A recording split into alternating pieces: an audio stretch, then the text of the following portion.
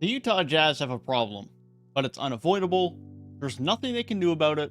It's not their fault, and it's a problem that teams run into on the regular, especially in small markets.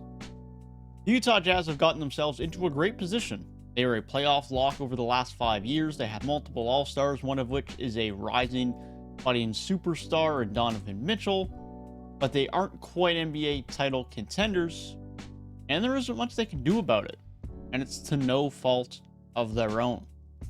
But before we talk about the problem that currently exists with the Utah Jazz, I want to talk about how they've built their current roster, the centerpieces on this current roster, so we can better understand why they have gotten where they are. And in turn, how that has resulted in the problem they now face. Utah Jazz built extremely well through the draft. They transitioned quite comfortably from the Gordon Hayward era to the Donovan Mitchell era. And they did that via good draft selections, so they didn't have to build, they didn't have to rebuild and tank. Instead, they selected their centerpiece in Donovan Mitchell at pick 13 in the 2017 NBA draft. They selected very well so they could transition comfortably from being a playoff team without Donovan Mitchell to a playoff team with Donovan Mitchell. Getting any player as elite as him at pick 13 is absurd. It happens from time to time, but not commonly. Donovan Mitchell is going to be a top 13 player in the league in his prime. Never mind top 13 in his draft class. Rudy Gobert was also arguably just as good of a selection, if not better, just based on where he was selected. Another multi-time All-Star was taken at pick 27, nearly a second-round pick in the bizarre 2013 NBA draft. It took him a few years to get comfortable in the NBA, didn't really play consistently until year 2, but became the starting big in year 3 in Utah, and is now a 3-time All-Star. Those two draft selections are the key cornerstones to what Utah have been able to accomplish over the last 5 years. That is their key, that is their core, that's their two All-Stars. Now it's worth noting, as mentioned previously, that Donovan Mitchell came to town when the Jazz were already a playoff team the year before with Gordon Hayward and George Hill alongside Rudy and others. Now, Gordon Hayward left that summer that Donovan Mitchell joined the team.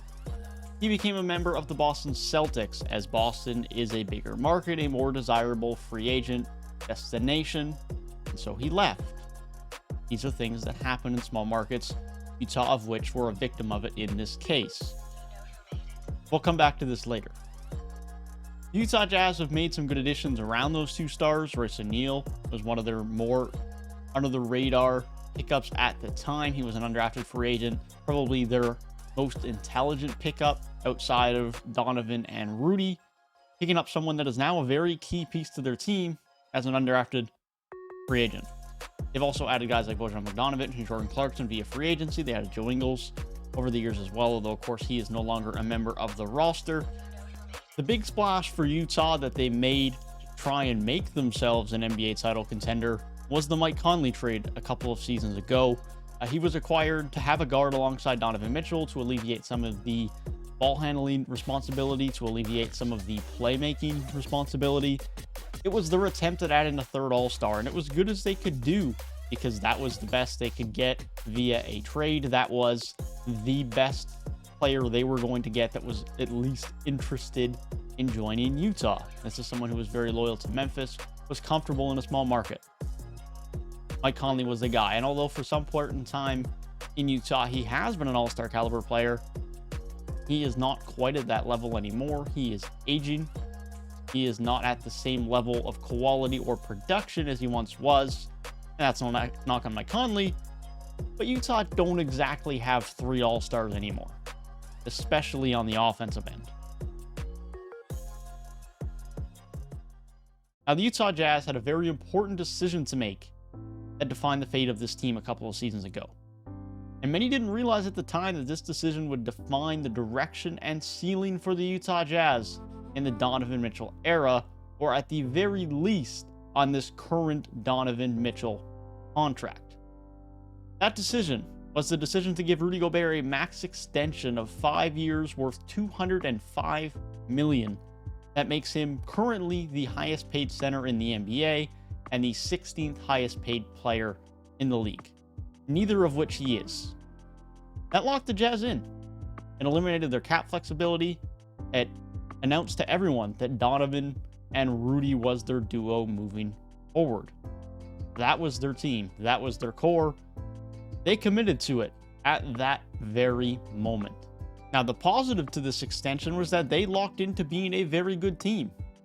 A playoff lock at the very least in the Western Conference, while Donovan Mitchell and Rudy Gobert were healthy and members of this team. But it was not clear to many how they would become better than that, how they would become an NBA title contender. This Utah Jazz team no longer had cap space. Although being a small market team, that cap space would not have likely resulted in adding a ceiling-raising player. That option was no longer available to them. The option was there to still make a trade. They did have some tradable contracts in Royce O'Neal, Bojan Bogdanovic, Joe Ingles, and Jordan Clarkson, although Royce O'Neal's at the time was not of significant money in terms of matching salaries. And because they were so competitive, they were likely not going to add a ceiling-raising player via the draft. So then one could say, why would you extend Rudy Gobert to such a big contract? A contract comparatively to the rest of the league, he is overpaid on. Well, it's not that simple. If the Utah Jazz had not extended Rudy Gobert, odds are that the team would get worse, as he would not be easily replaced. It is difficult to acquire all-stars at the best of times, never mind in Utah. This would result in a weaker Utah team, a team that Donovan Mitchell is on, which you have to keep happy to retain him past his current contract, and part of that is being competitive. And note, this Utah team is built upon Rudy Gobert. His value and importance to Utah is greater than it is for him to any other organization, because their entire defense revolves around him. Their defense is funnel everything to Rudy, and Rudy is so elite at being a rim protector, at defensive player of the year caliber at doing so, that without him, they have one of the worst defenses in the league. They need him on defense. It would have hurt if they let him go. So it's not as simple as don't sign him, it's a bad contract, it limits your ceiling. However, having him on the roster greatly reduces your flexibility and in turn the potential ceiling of the Utah Jazz. They remain a playoff team with him and will likely remain a competitive roster as long as him and Donovan Mitchell remain on the team, but their ceiling lacks with him on the team. Their ceiling of being an NBA title contender with him and his contract lacks. It is not as high as it could be if you wanted to be an NBA title contender, but there's no way to say that there would have been another avenue to get to that point had they not extended him. Rudy Gobert still cannot be the second best player on a title team, especially while Donovan Mitchell is the best player. There's just not enough offensive power there. Mike Conley is your second option offensively from a creation and scoring standpoint, alongside Rudy and Donovan Mitchell, just isn't enough. That's no knock on them, but there are levels to being an NBA title contender and having that type of ceiling. That's not something that Utah possess with this group. Now, back to the Gordon Hayward statement of earlier. How does things change if Gordon Hayward stays in Utah? Probably a lot, because if Gordon Hayward is your second option offensively, alongside Donovan Mitchell next to Rudy Gobert, this team is probably a bit more of a contender. You now have multiple perimeter options. Mike Conley is a much more of a secondary option. This team is better led with more leadership from someone who has a lot of continuity in the organization with Gordon Hayward, and you have a legit second option and third option to him in Gordon Hayward and in Mike Conley. But due to the nature of the Utah Jazz being the small market, Gordon Hayward wanting out, wanting a bigger market, they lose Gordon Hayward, and in turn, they lose that option that could potentially raise them to being that team that can compete for an NBA title. They lose that. If he stays, we could be looking at Utah much, much differently than we are right now. A team that I compare this current Utah team to is the Memphis Grizzlies of the 2010s.